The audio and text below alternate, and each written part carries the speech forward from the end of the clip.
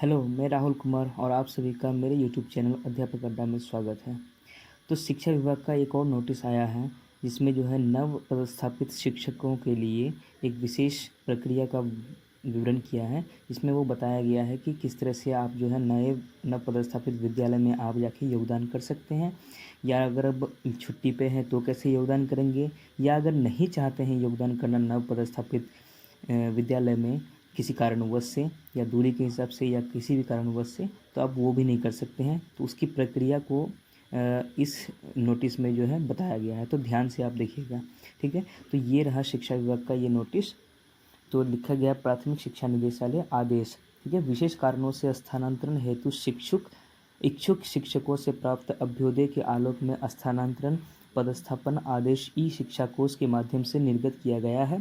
उक्त स्थानांतरण शिक्षकों से प्राप्त शपथ पत्र के आलोक में किया गया है। स्थानांतरण आदेश के आलोक में शिक्षकों द्वारा स्थानांतरित विद्यालय में योगदान की प्रक्रिया निम्नलिखित होगी। तो निम्नलिखित जो है प्रक्रिया दी गई है।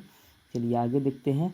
फर्स्ट नंबर पे लिखा गया है कि संबंधित ई शिक्षा कोर्स पर लॉगिन इन करके अपना स्थानांतरण आदेश डाउनलोड करेंगे।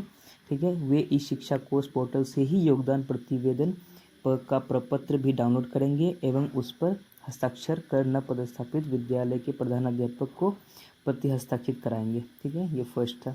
दूसरा था संबंधित शिक्षक स्वयं द्वारा हस्ताक्षरित एवं नव पदस्थापित विद्यालय के प्रधानाध्यापक द्वारा प्रति हस्ताक्षरित योगदान प्रतिवेदन ई शिक्षा कोष पोर्टल पर अपलोड करेंगे।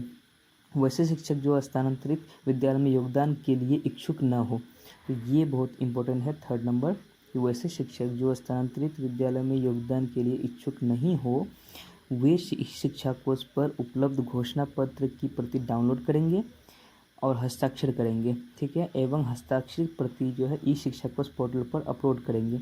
वैसे ऐसे शिक्षक अपने पूर्व पदस्थापन के विद्यालय में अगले आदेश तक यथावत बने रहेंगे। अगर आप नए नव पदस्थापित विद्यालय में नहीं योगदान देना चाहते हैं, तो आप जहाँ पे हैं उसी विद्यालय में यथावत बने रहेंगे अगले आदेश तक। तो स्पष्ट किया जाता है, ये लाइन इंपॉर्टेंट है, ध्यान से देखिएगा। ये स्पष्ट किया जाता है कि स्थानांतरित विद्यालय में योगदान नहीं करने वाले ऐसे शिक्षक अगले 1 वर्ष तक ऐच्छिक स्थानांतरण हेतु आवेदन नहीं कर पाएंगे।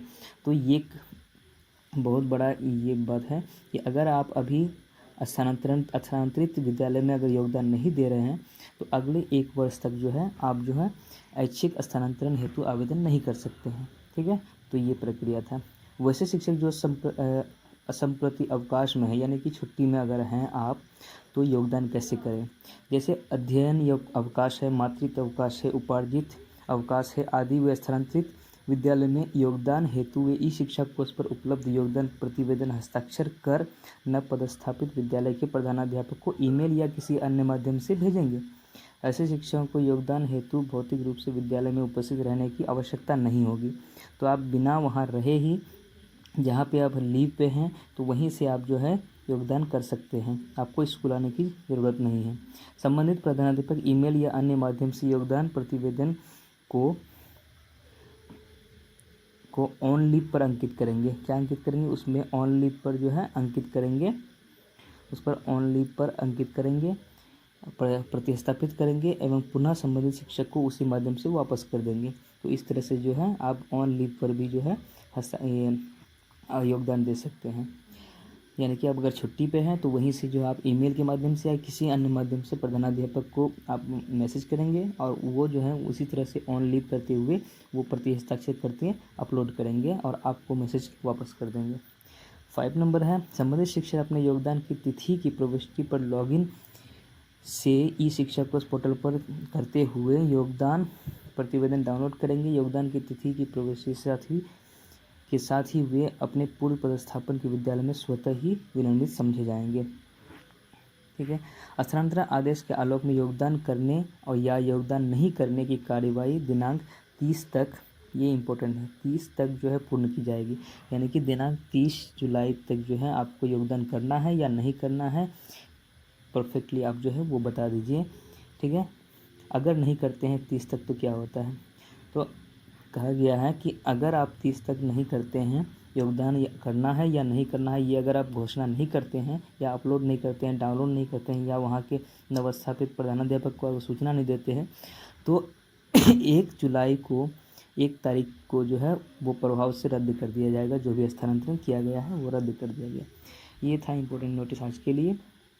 आपको वीडियो कैसा लगा ज़रूर बताइएगा। धन्यवाद।